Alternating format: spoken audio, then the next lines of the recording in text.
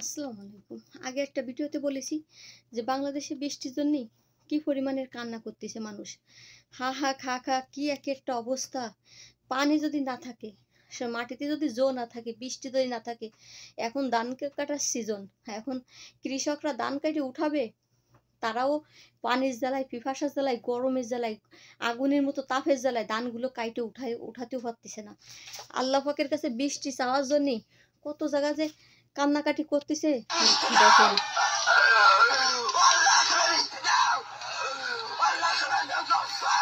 দেখি কান্দা কাছে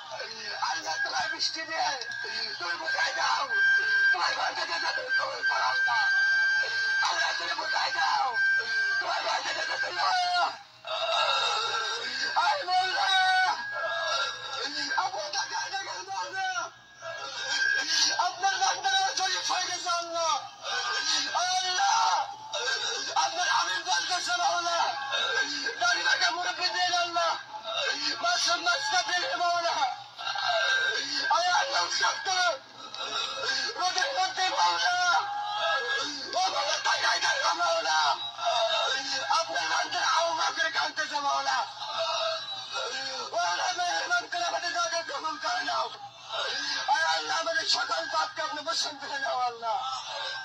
আল্লাহ আমাদের কারণে আপনি বক্ষিপন কাজ আপনার না মাওলা। আল্লাহ আমাদের গুনাহের কারণে আপনার রহমত বন্ধ করবেন না মাওলা। আল্লাহ আমাদের কারণে আল্লাহ কত মাহবুব বাঁচতে আল্লাহ অনেক কষ্ট করতেছে মাওলা। আল্লাহ আমাদের কারণে আপনার রহমতকে বঞ্চিত করবেন না মাওলা। আল্লাহ আমাদের কারণে আপনার রহমত বঞ্চিত করবেন না মাওলা।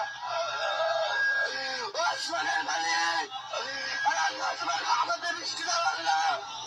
আল্লাহ তোমার আমাদের বৃষ্টি দাও যেমন করবার শক্তি নীতি করে দাও আল্লাহ। আল্লাহ কোথায় আমাদের হাত উত্তোলন করেছে আল্লাহ। আল্লাহ কোথায় জয় ভান্ডার দোয়া করতেছে আল্লাহ। সূত্র দেখে রেখেছে আল্লাহ।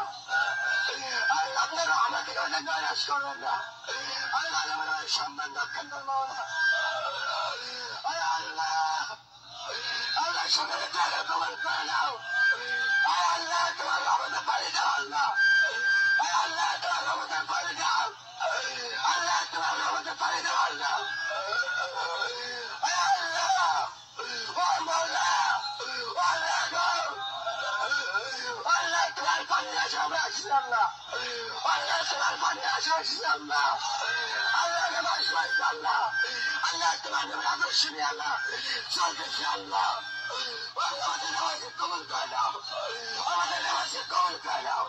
আমাদের গুনাহের মাফ করে দাও। আল্লাহ তুমি যে বৃষ্টি না দাও আমরা তার থেকে চলতে নিতে পারবো না আল্লাহ। আল্লাহ তুমি পানির না নিতে মালিকের তোমার ছাড়তে আল্লাহ। আল্লাহ কোথাও বাড়ি পায়ে তৃষ্ণায় পানির না পাচ্ছে না আল্লাহ। আল্লাহ পানির না তুমি উঠায় দাও। আল্লাহ তোমার পানি তুমি বর্ষণ করো আল্লাহ। আল্লাহ তোমার জীবনে ছুটে হাজার হয়ে গেছে আল্লাহ। আল্লাহ মুখে পুরাই চলে গেছে। দেখেন এই হুজুরটা কি পরিমাণের কাঁদতেছে আল্লাহর কাছে। আর এই ধরনের ভিডিও এগুলো দেখলি তারপরে যখন এত খাবার এত শাক সবজি দুনিয়ার টানে আর ফেলাই ফেলাই দিয়ে আসি না, সত্যিও অনেক কষ্ট লাগে। কারণ আমরা তো বড় লোকের ঘরে জন্ম নিই না, আমরা তো গরিব ঘরের মানুষ, গরিব ঘরে জন্ম নিয়েছি, তাই আমরা গরিবদের দুঃখ কষ্ট বুঝি। আর এইভাবে অপচয় করে ফেলাই দেওয়া কষ্টটাও বুঝি। তাই এদের যদি আমি এই ভিডিওটা দেখাই যে দেখো আমাদের বাংলাদেশে আহাকার আকাল বাদিছে, এরা আকাল বলে, আকাল বাদিছে, ভাত নাই, পানি নাই, খাদ্য নাই, বস্ত্র নাই, অনেক কষ্টে আছে বাংলাদেশের মানুষ। সেই সময় একটু সহযোগিতা করবে না নে বা সাহায্য দেবে না নে বা কবে না নে যে তাদের 100 রিয়াল একটু বেশি দিলাম, তুই বাংলাদেশে কোনো একটা এতিম মিসকিনে বা কেউ সহযোগিতা করিস, এরকম কিছু করবে না নে। অথচ এত পরিমাণের জিনিস খালি ওগের খাওয়াটা বোঝে, ওগের পড়াটা বোঝে। যদি আমি বদনাম করি আরো বোনদের কাছে শুনে নেন, এদের খাওয়াটা, এদের ঘুমানিটা, এদের পড়াটা, এরা অপচয় করা, এরা খুব ভালোবাসে। কিন্তু আমরা যে ঘরে থাকি, আমরা কোনটা করলাম সেটা হারাম, এটা ফেলাইস না, এটা হারাম। আমরা কতটুকু খালাম সেটা খেয়াল করবে, আমরা কি নষ্ট করতেছি সেটা খেয়াল করবে। তো এইগুলোরও হিসাব আছে আল্লাহর কাছে। আল্লাহর কাছে এগুলোর হিসাব আছে। আমরা গরিব ঘরে জন্মাইছি, আমরা অপচয় করি না, অপচয় করতে আমরা পছন্দও করি না, আল্লাহরে ভয় পাই যে এতটুকু অপচয় করলি আল্লাহর দরবারে এই খানাটার আমার হিসাব দেওয়া লাগবে। তো এই হিসাবের কথা আল্লাহরে আমরা ভয় পাই। আর কষ্ট খাই যে বড় হয় সে কখনো কোনো কিছু নষ্ট করতে চায় না।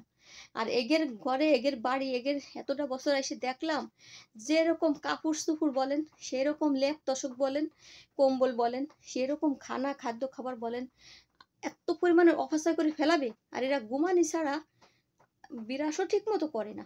ঘুমানি ছাড়া, খাওয়া ছাড়া, ঘুমানি ছাড়া এরা আর কিছু বোঝে না। সবাই ভালো থাকবেন। আল্লাহ হাফেজ।